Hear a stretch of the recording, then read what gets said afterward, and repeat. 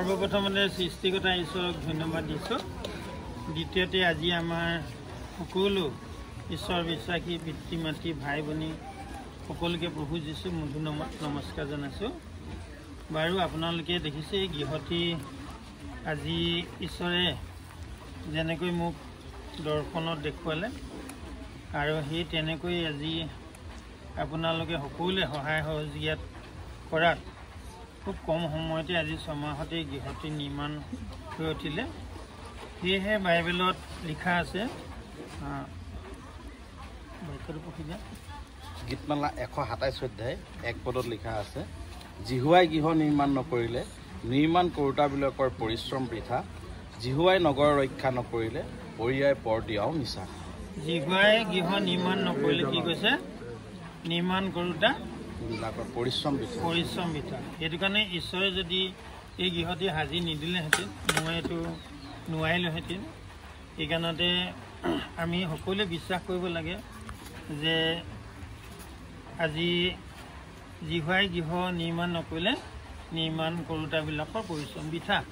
সেইকাৰণে বহুতে আজি আপোনালোকে দেখিব যে ঘৰ এটা সাজিবলৈ লৈ কিমান বছৰ লাগি যায়, কিছুমানটো বনাবই নোৱাৰে, তেনেকৈ থাকি যায়, হয় না? কিন্তু এই গৃহটো মোৰ ইচ্ছা নহয়, ঈশ্বৰৰ ইচ্ছাৰ দৰে তেওঁ মোক নিজ সৰগত এইটো ড্ৰয়িংটো দেখুৱাই দিলে। এইটো কাৰোৰ পৰা মই ড্ৰয়িংটো লোৱা নাই, ইয়াত কোনো আৰ্কিটেক্ট নাই।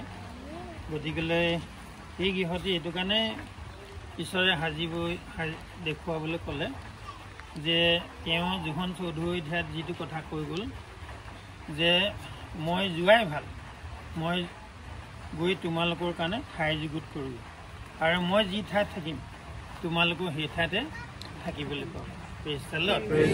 সেইটো কাৰণতে কোনে দেখিছে স্বৰ্গখন, কিন্তু মোক প্ৰভুৱে নি এবাৰ নহয় দুবাৰ নহয় কেইবাবাৰো নি দেখুৱালেগৈ আৰু সেই তেওঁ দেখুওৱা মতেহে মই এই গৃহটো সাজিবলৈ কোৱা মতে কৰিছোঁ। আৰু সকলো আপোনালোকে সাক্ষী আছে, আপোনালোকে সহায় কৰিলে, তাৰ মোক কোনো চাকৰি বাকৰি নাই।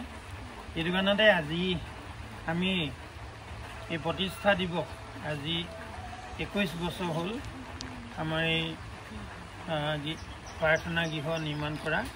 সেই একেদিনাখনে আজি ঈশ্বৰৰ আত্মাই দেখুৱালে আজি এই গৃহটি এতিয়াও বহুতখিনি বাকী আছে যদিও আজি আমি এই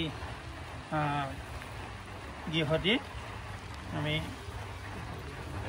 শুভ আৰম্ভণি কৰিবলৈ সকলোৱে প্ৰাৰ্থনা কৰোঁ।